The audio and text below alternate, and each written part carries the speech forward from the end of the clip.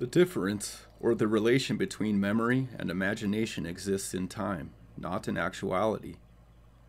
The being, the thing, the object or subject remembered or imagined remains the same whether seen or unseen by us.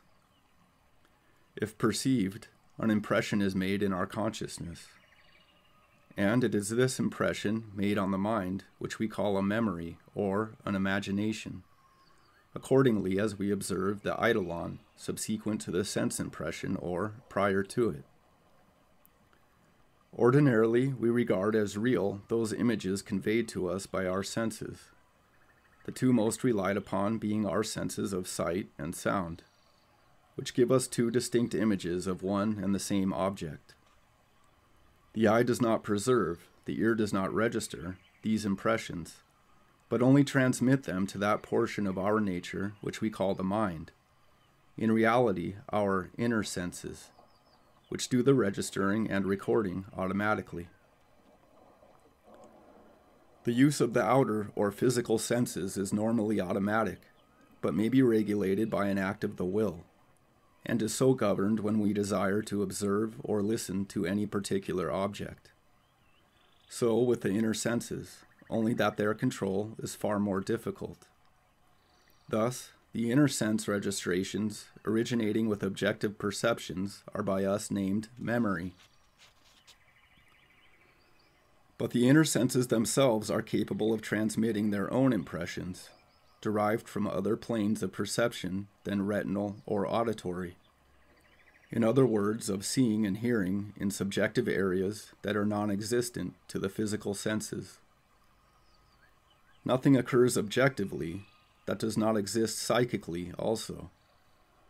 When the outer and inner impressions of the same subject or object coincide, we have the spiritual sense which we call reality. If related to senses external, we call the object matter, i.e., three-dimensional. If related to senses internal, we name the object a subject and call it an idea, a two-dimensional image. All day long, our outer senses are transmitting impressions from the objective to the subjective planes, or, if the words mean more to us, from the physical to the psychic worlds. In the same way and at the same time, the inner senses are equally and incessantly active in forwarding impressions from the metaphysical to the physical planes of perception. Both the outer and inner senses have a life, an activity, a consciousness of their own, quite independently of our use of them. This is but to say that every particle of matter, every erg of force, has an existence as relatively independent as our own, and quite apart from our use or non-use of them. When our will is exercised, whether as to outer or inner impressions, then and then only do we see, and this kind of seeing constitutes to us what we call the present. Ordinarily, we are conscious of but a minutely small proportion of the transmissions passing back and forth between the various planes of being. In this respect, each of us is somewhat in the position of a switchboard operator in a telephone exchange. Only when our will is engaged and rightly trained do we begin to see that the whole universe is a vast wireless, as well as wired system, in that our outer and inner senses represent the two phases of this system. It is possible to exercise the same control over our body and mind that the operator does over the switchboard. If the outer senses give us the illusion of a three-dimensional world, our psychical senses the illusion of a two-dimensional, our will or desire gives us a one-dimensional view.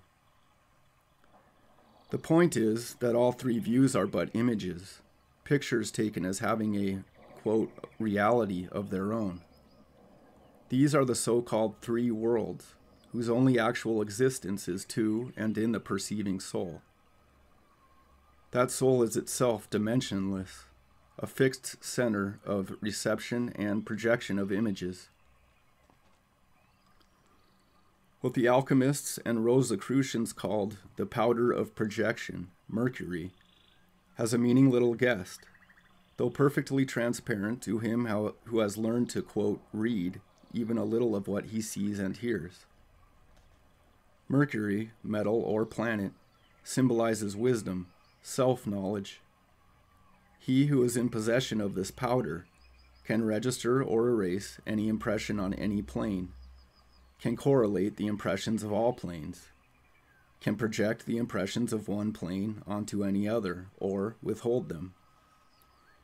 He can thus make visible what was before invisible to those without this mysterious power, or, conversely, can render invisible what was before perfectly visible. The pictures taken by the cameraman are afterwards projected from the same film which originally received and registered the impression. Although the thousands of pictures were each separately taken, they can be so projected as to present the illusion of being continuous, of moving and speaking as the object originally photographed, acted and spoke.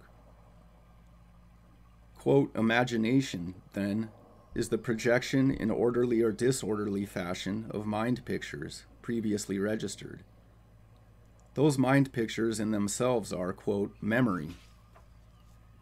Imagination carries us forward to future incarnations, as memory carries us back to former ones. But when both are carried to their source, that source will be seen to be the perceiving soul. Thus, memory and imagination are but a pair of opposites, the same image in duplicate on two planes of perception. Either can be regarded separately, but when both are focused by the powder of projection, they become one, and cease to be either memory or imagination. They become, quote, real. The two parallel and identical pictures, which can be observed separately or as a duality on the card, when looked at through the lens we call a stereoscope, become a three-dimensional reality. The analogy is well worth looking at with the eye of wisdom.